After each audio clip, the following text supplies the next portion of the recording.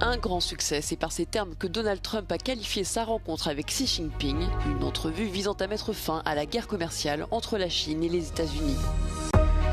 10 jours après le cambriolage du musée du Louvre, 5 nouvelles personnes ont été interpellées ce mercredi. L'une d'entre elles est suspectée d'avoir fait partie du commando après la découverte de traces ADN.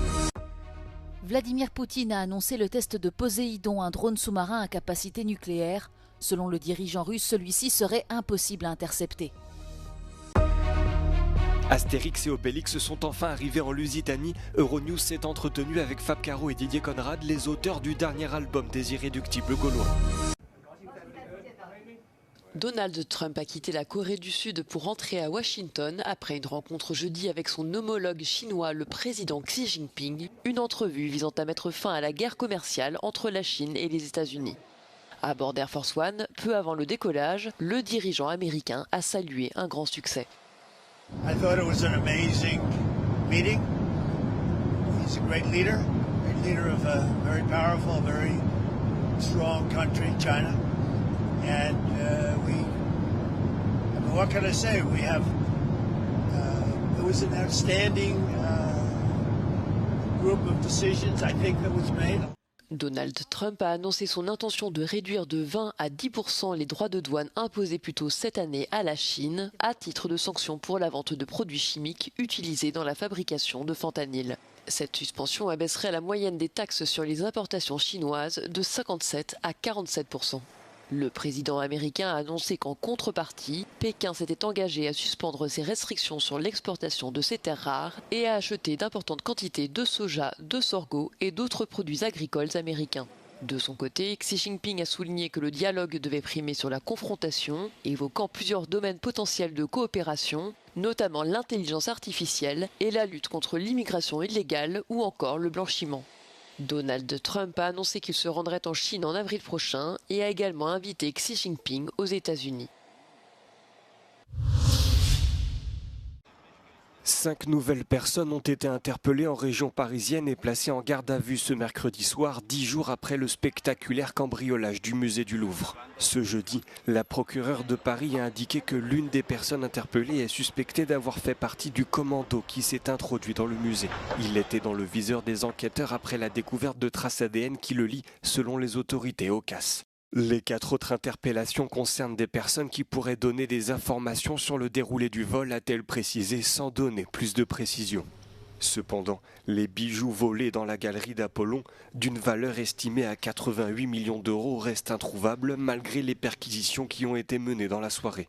Les malfrats ont dérobé 9 pièces, parmi lesquelles un nœud de corsage et le diadème de l'impératrice Eugénie, épouse de Napoléon III. Mercredi, la procureure de Paris avait également révélé que les 2 suspects interpellés samedi soir avaient partiellement reconnu leur participation au cambriolage. Placés en détention provisoire, ils ont été mis en examen pour vol en bande organisée et pour association de malfaiteurs en vue de commettre un crime. La Russie poursuit sa démonstration de force. Quelques jours à peine après l'annonce de l'essai final réussi du missile à propulsion nucléaire Bourevestnik, Moscou a levé le voile sur une autre arme, un drone sous-marin à capacité nucléaire. Celui-ci est baptisé Poséidon et aurait réussi son test ce mercredi selon Vladimir Poutine, qui a précisé qu'il était impossible à intercepter. Но Poséidon значительно превышает Сармат по мощности. И кроме того, по скоростям и по глубинам движения этого беспилотного аппарата в мире ничего подобного нет, в ближайшее время вряд ли появится, и способов перехвата не существует.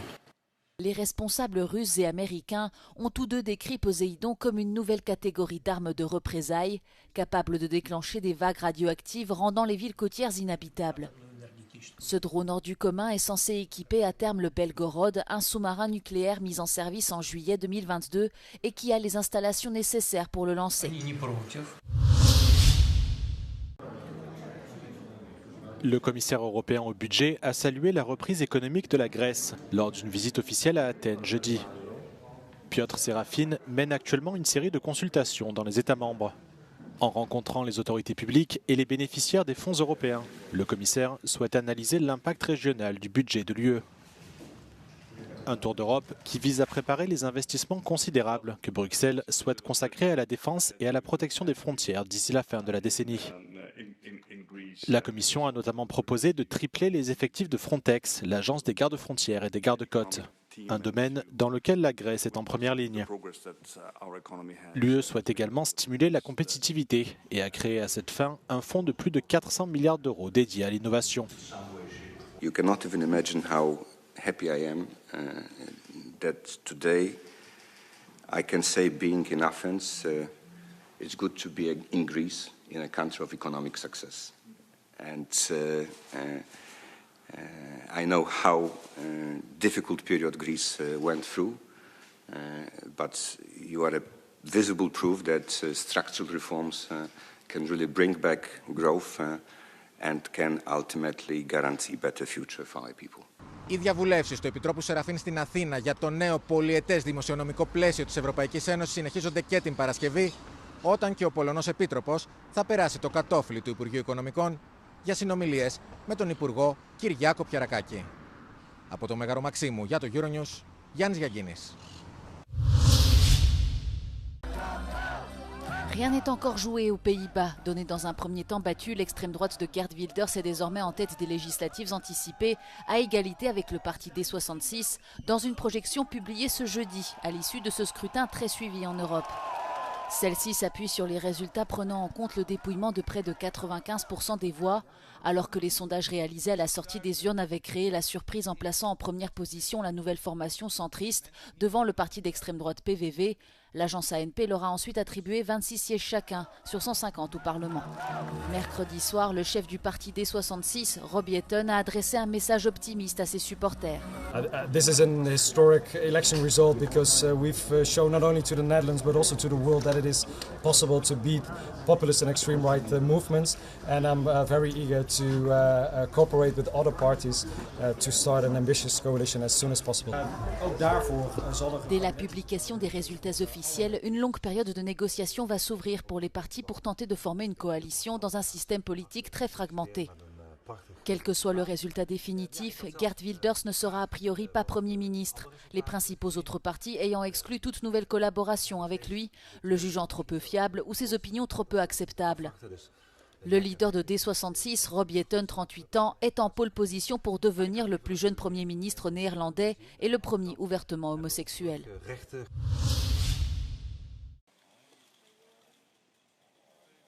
Des vents violents, des pluies torrentielles et une mer agitée. Le Portugal a été frappé par un épisode météorologique intense dans la nuit de mardi à mercredi, entraînant de nombreuses inondations. L'ensemble du territoire continental ainsi que certaines zones de l'archipel de Madère ont été placées en alerte jaune jusqu'aux premières heures du jour et la protection civile a enregistré plus d'1 millier d'incidents à travers le pays. Le sud a été particulièrement touché, notamment la région de l'Algarve, placée en alerte rouge durant la nuit, et à Oeiras, une municipalité située à l'est de l'agglomération de Lisbonne, une femme a été grièvement blessée. Dans la ville même de Lisbonne, 229 incidents ont été recensés dans la matinée, principalement des chutes d'arbres, des effondrements d'immeubles et des accidents de la route. L'amélioration des conditions météorologiques en début de journée jeudi a permis de lever les alertes. Un répit de courte durée puisque de nouvelles précipitations sont attendues dès vendredi matin. Astérix et Obélix n'avaient encore jamais foulé le sol portugais. Partout à Tis, c'est désormais chose faite avec Astérix en Lusitanie, 41e album, le 7e sans la patte du créateur Albert Uderzo. Euronews est allé à la rencontre des deux auteurs, Fab Caro et Didier Conrad, et leur a demandé pourquoi il a fallu attendre si longtemps pour que nos deux héros préférés aient une aventure au Portugal. Quand on a commencé la reprise, le Portugal est tout de suite venu comme une possibilité. Peut-être aussi parce qu'on était venu au Portugal juste après les Pictes et qu'il y a eu une certaine insistance des Portugais à qu'on fasse un album chez eux. Fabrice, tout de suite, spontanément, il avait envie d'aller là, donc nous, on était très contents. Comme tous les albums de la série, Astérix en Lusitanie joue avec les stéréotypes qui entourent le pays. Du fado au pastel de nata, tout y est, mais au dernier moment, Fab Caro a voulu ajouter un autre aspect important. L'hospitalité, je crois. L'hospitalité, faisait pas forcément partie du scénario au début. Au début, j'avais repéré les clichés gastronomiques, la saudade et tout ça, la morue, dans les caractéristiques, la saudade, on est parti là-dessus. Mais c'était pas tellement tourné sur l'hospitalité, le côté chaleureux, accueillant des Portugais. Et quand on est venu avec l'éditeur, on se dit non, il faut ajouter un petit peu de cet aspect-là. Donc j'ai réécrit, j'en ai rajouté dans le scénario, sur le côté accueillant, solidaire aussi, du peuple portugais. Et cet album est un succès. Au cours des 4 premiers jours, tous les records de vente ont été battus. Pour preuve, la présentation officielle dans un cinéma de Lisbonne a fait salle comble. Les Lusitaniens adorent Astérix et Obélix et se reconnaissent dans cette nouvelle aventure. Nós começamos a ler e ao princípio pensamos, nós não somos nada assim, mas depois, à medida que as páginas vão passando até ao fim, acabamos por ter de admitir que somos tal e qual como vem no livro. Posso fazer um bocadinho um disclosure, somos tristes, estamos sempre tristes, cantamos uma música muito triste, comemos muito bacalhau e comemos pastéis de nata. Eu acho que isto resume bem o que é ser português em três passos. É verdade que Lisboa está muito diferente desde o tempo dos romanos, em que se chamava Olisipo. Foi preciso esperar 41 álbuns para que os nossos amigos Asterix e Obelix viessem até aqui à Lusitânia, mas valeu a pena a espera. O livro já está a ser um sucesso, incluindo entre o público português. Foram feitos 5 milhões de exemplares em 25 países, 19 línguas, incluindo línguas muito pouco faladas, como o mirandês, só que em Portugal foram feitos 80 mil exemplares. Ricardo Figueira, com a imagem de Bruno Silva, Euronews, Olisipo, Lusitânia.